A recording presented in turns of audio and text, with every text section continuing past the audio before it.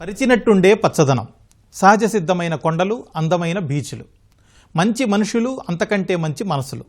విశాఖ అనగానే టక్కున గుర్తొచ్చేది ఇవే. వైసీపీ పాలనలో ధ్వంసమైన సుందర నగరానికి పూర్వ వైభవం తెచ్చే పనిలో కూటమి ప్రభుత్వం తీరిక లేకుండా ఉంది. ఉత్తరాంధ్రకు గుండెకాయ, రాష్ట్రానికి గ్రోత్ ఇంజిన్గా నిలిచే విశాఖ అభివృద్ధిని జెట్ స్పీడ్తో పరుగులు పెట్టిస్తోంది. ఇప్పటికే కొన్ని ముఖ్యమైన ప్రాజెక్టులను పట్టాలెక్కించింది. మరికొన్ని కీలక దశలో ఉన్నాయి.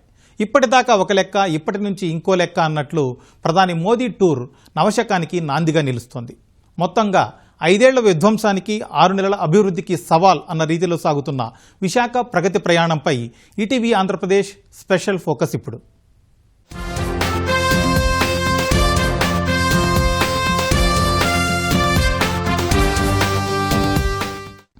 విశాఖలో గత 6 నెలలుగా ఏం జరిగిందో, ఇక నుంచి ఏం జరగబోతోందో తెలుసుకునే ముందు ఒక్కసారి ఫ్లాష్ బ్యాక్లోకి వెళదాం. 5 ఏళ్ల వైసీపీ అరాచక పర్వాన్ని గుర్తు చేసుకుందాం. విశాఖను పరిపాలనా రాజధానిగా చేస్తామని నమ్మబలికి అడ్డగోలుగా సాగించిన దోపిడీ గురించి మాట్లాడుకుందాం. 5 ఏళ్ల కాలంలో వైసీపీ పెద్దలు, అప్పటి ప్రజాప్రతినిధులు అడ్డంగా దోచేశారు. మేం మాత్రం తక్కువ తిన్నామా అన్నట్లుగా చోటామోటా లీడర్లు సైతం పొట్టలు పగిలిపోయేంతగా మింగేశారు. విశాఖ సిటీనే కాదు, చుట్టుపక్కల ప్రాంతాల్లోనూ భూముల్ని గుప్పిట పట్టేశారు. బిజినెస్ మెన్ను బెదిరించి ఆస్తులు లాక్కున్నారు. ఆస్తి ఎవరిదైనా సరే కన్ను పడిందంటే చాలు కబ్జా పెట్టేశారు. ఎప్పుడు ఏ ప్రాపర్టీ పైన పడతారో, ఎవరి ఆస్తిని గద్దల్లా తన్నుకుపోతారోనని 5 ఏళ్ల పాటు జనం భయంతో బిక్కుబిక్కుమంటూ వణికిపోయారు. వీటన్నింటికీ పరాకాష్ట విశాఖ నగరానికే తలమానికమైన ఋషికొండ విధ్వంసం. అప్పటి ముఖ్యమంత్రి జగన్ రెడ్డి విలాసాల కోసం అందాల కొండను కొల్లగొట్టారు. ముఖ్యమంత్రి అంటే మహారాజులా ఫీల్ అయిపోయి ఏకంగా 450 కోట్ల ప్రజాధనంతో కొండపై ప్యాలెస్ కట్టేశారు.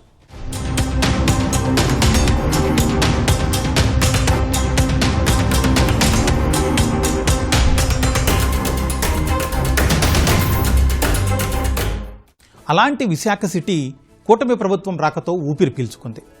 6 నెలల అతి తక్కువ టైంలోనే సరికొత్త మార్పుల్ని చూస్తోంది. చంద్రబాబు సంకల్పంతో అభివృద్ధికి రాచబాటలు వేసుకుంటోంది. ఉద్యోగ ఉపాధి అవకాశాల కేంద్రంగా మారుతోంది. డబుల్ ఇంజిన్ సర్కార్ ధమాకా ఎట్టా ఉంటుందో ప్రధాని మోదీ పర్యటనతో ఘనంగా చాటుతోంది. ఉత్తరాంధ్ర ముఖద్వారం విశాఖ, దానికి చుట్టుపక్కల ప్రాంతాల్లో 2,08,548 కోట్ల విలువైన 30 ప్రాజెక్టులను సిద్ధమవుతున్నాయి. అనకాపల్లి జిల్లా పూడిమడక వద్ద 1,85,000 కోట్లతో ఎన్టీపీసీ గ్రీన్ హైడ్రోజన్ హబ్, నక్కపల్లిలో 1,877 కోట్లతో బల్క్ డ్రగ్ పార్క్, వీటన్నింటికీ మించి ప్రజల భావోద్వేగాలతో ముడిపడిన Visakha railway zone. Green hydrogen hub ఏర్పాటుతో 25,000 మందికి ఉపాధి దొరుకుతుంది. ఇక్కడ రోజుకు 1,500 టన్నుల గ్రీన్ హైడ్రోజన్ జనరేట్ చేస్తారు. దేశీయ అవసరాలకు వాడుకుంటూనే విదేశాలకు కూడా ఎగుమతి చేస్తారు. ఇక బల్క్ డ్రగ్ పార్క్ సిద్ధమవడమే తరువాయి 10 నుంచి 14,000 కోట్ల పెట్టుబడులు తరలివస్తాయి. 28,000 మందికి ఉపాధి లభిస్తుంది. బల్క్ డ్రగ్ పార్కుకు కేంద్ర సర్కారు 1,000 కోట్ల రూపాయల సాయం చేస్తోంది. ఇప్పటికే టెండర్లు పిలవడం, సుమారు 900 కోట్ల పనుల్ని కాంట్రాక్టర్లకు అప్పగించడం పూర్తయిపోయింది. ప్రధాని విశాఖ టూర్తోనే తిరుపతి జిల్లా కృష్ణపట్నం వద్ద 2,139 కోట్లతో క్రిస్ సిటీకి ముందడుగు పడుతుండటం విశేషం. 10 నేషనల్ హైవేలు, 7 రైల్వే ప్రాజెక్టులకు శంకుస్థాపన, అలాగే మరో 7 జాతీయ రహదారులు, 3 రైల్వే ప్రాజెక్టుల ప్రారంభోత్సవం ప్రధాని టూర్లో భాగమే. వీటన్నింటికంటే చాలా ముఖ్యమైనది, రాష్ట్ర ప్రజల సెంటిమెంట్తో ముడిపడినది, మరీ ముఖ్యంగా ఉత్తరాంధ్ర వాసుల dream project Visakha railway zone. ప్రధాని రాకతో రైల్వే జోన్ హెడ్ ఆఫీస్ పనులు పరుగులు పెడతాయి. 40 ఏళ్ల సుదీర్ఘ పోరాట ఫలం విశాఖ రైల్వే జోన్ ఏర్పాటు. రాష్ట్ర విభజన హామీల్లోనూ ఈ అంశం చాలా స్పష్టంగా ఉంది. ఈ మేరకు 2019 ఫిబ్రవరిలోనే రైల్వే మంత్రి విస్పష్ట ప్రకటన చేసిన వైసీపీ ప్రభుత్వ నిర్లక్ష్యంతో అది వర్కౌట్ కాలేదు. కూటమి పవర్లోకి వచ్చిన 6 నెలల్లోనే అడ్డంకులన్నీ తొలగించేసింది. అవసరమైన స్థలం అప్పగించింది. రైల్వే శాఖ టెండర్లు కూడా పిలిచేసింది. జోన్ ఏర్పాటయ్యాక రాష్ట్ర రైల్వే లైన్లన్నీ దాదాపుగా దీని పరిధిలోకే వస్తాయి. రైల్వే సమస్యల పరిష్కారానికి జీఎం స్థాయి అధికారి మన దగ్గరే ఉంటారు. ఇంతవరకు బాగానే ఉన్నా ఇందులో చిన్న అసంతృప్తి లేకపోలేదు. అదేంటంటే వాల్తేరు డివిజన్తో కూడిన జోన్ ఏర్పాటు చేస్తారా లేదా అన్నదే. ప్రజలందరి డిమాండ్పై రైల్వే శాఖ ఇప్పటికీ స్పష్టత ఇవ్వలేదు.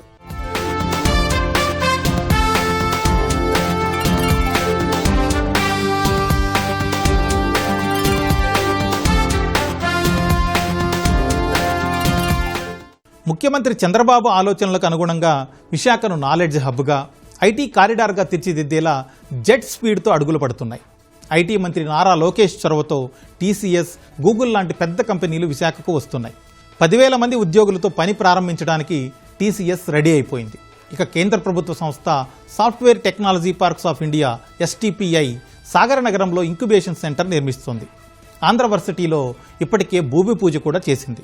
ఇది పూర్తయితే విశాఖ నుంచి ఐటీ ఎగుమతులు జోరందుకుంటాయి. చిన్న పరిశ్రమలకు ఎంకరేజ్ చేయడానికి, అలాగే ఏయూ విద్యార్థులకు ఉచిత శిక్షణ ఇవ్వడానికి STPI సై అంటోంది. 2014-19 మధ్య ఎన్డీఏ ప్రభుత్వం ప్రతిష్టాత్మక IIMను కూడా వైజాగ్లో కొలువు తీర్చింది. విశాఖ నగరానికి చేరువగా ఉన్న అచ్యుతాపురంలో 1,60,000 కోట్లతో స్టీల్ ఫ్యాక్టరీ ఏర్పాటుకు ఉక్కు దిగ్గజం ArcelorMittal సిద్ధమైంది. జపాన్కు చెందిన విప్పన్ స్టీల్స్తో కలిసి 2 దశల్లో ప్లాంట్ నిర్మించేలా ప్లాన్ చేసింది.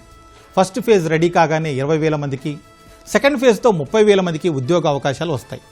వైసీపీ టైంలో అధికార పార్టీ నేతలు, ప్రభుత్వ అధికారుల అత్యుత్సాహంతో మెడ్టెక్ జోన్ తీవ్రంగా ఇబ్బంది పడింది. చంద్రబాబు సీఎంగా బాధ్యతలు చేపట్టగానే మెడ్టెక్ జోన్ సందర్శించడం వ్యాపారుల్లో భరోసా నింపింది. దానికి నిదర్శనమే గత 6 నెలల్లో 10 కంపెనీలు పనులు ప్రారంభించడం. వీటికి తోడు నేషనల్ మెడికల్ సెన్సార్ హబ్కు పునాది పడింది. వైసీపీ రక్కసుల దెబ్బకు మీకో దండమంటూ వెళ్లిపోయిన లులు బాబు రాకతో మళ్లీ వచ్చేసింది.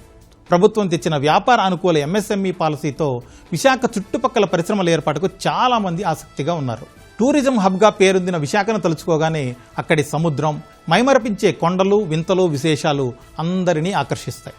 అందుకే పర్యాటకాన్ని మరింత కలర్ఫుల్గా మార్చేందుకు కూటమి ప్రభుత్వం కృషి చేస్తోంది. నగరానికి 60 కిలోమీటర్ల దూరాన్ని నిర్మిస్తున్న భోగాపురం ఇంటర్నేషనల్ ఎయిర్పోర్ట్ ఈ ఏడాది ప్రారంభం కాబోతోంది. దీంతో ఎయిర్ కనెక్టివిటీ విస్తృతమవుతుంది. విశాఖ మెట్రో కల తీర్చేలా చకచక అడుగులు పడుతున్నాయి. ఇప్పటికే మొదటి దశ DPRకు ఆమోదముద్ర పడింది. ఈ ప్లాన్ ప్రకారం 11,498 కోట్లతో 46 కిలోమీటర్ల పరిధిలో 3 కారిడార్లు, 42 స్టేషన్లు నిర్మిస్తారు. మెట్రో కోసం దాదాపు 100 ఎకరాలు సమీకరిస్తారు. దీనికయ్యే 882 కోట్ల ఖర్చును రాష్ట్ర ప్రభుత్వమే భరిస్తుంది. ఇక బీచ్ రోడ్లో ఉన్న UH-3H హెలికాప్టర్లోకి మరికొన్ని రోజుల్లోనే విజిటర్స్ను అనుమతించబోతున్నారు. దీని ద్వారా బీచ్ రోడ్డుకు కొత్త కళ రావడం ఖాయం. అలాగే విశాఖ పోర్టులో క్రూజ్ టెర్మినల్ ఇప్పటికే అందుబాటులోకి వచ్చేసింది. ఋషికొండ సెంట్రిక్గా ఫ్లోటింగ్ బ్రిడ్జ్ రెడీ అవుతోంది. కైలాసగిరిపై సాహస క్రీడల ప్రాజెక్టును ఇప్పటికే స్టార్ట్ చేశారు. Zip liner, sky cycling special attraction కాబోతున్నాయి. 5 కోట్లతో స్కై బ్రిడ్జ్ పనులు ఇప్పటికే మొదలైపోయాయి కూడా.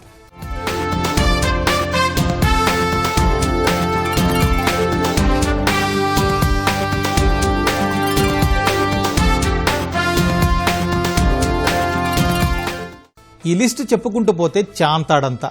100 డేస్ ప్లాన్ కింద GVMC పరిధిలో డ్రైనేజీకి దగ్గరగా ఉన్న 379 తాగునీటి పైప్ లైన్లను పక్కకు మార్చేశారు. సముద్రంలో కలిసే వ్యర్థ జలాల శుద్ధికి 2 STPలకు 40 కోట్ల రూపాయలు కేటాయించారు.